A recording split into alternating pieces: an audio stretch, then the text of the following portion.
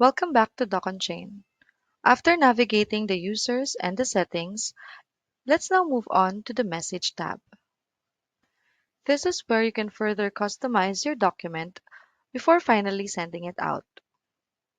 Once you selected the Make My Organization as the Issuer option, the email of the sender will be the company name via DOCONCHAIN.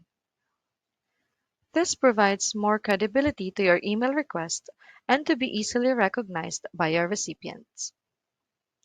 Next is the subject line, which by default states signature request via company name slash the document file name.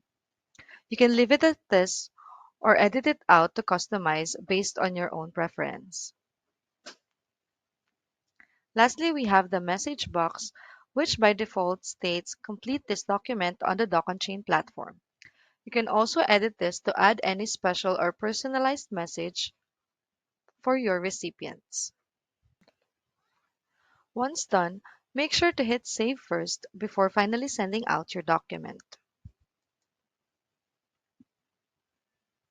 For further instructions on how to send out your document, please proceed to the next video. Thank you.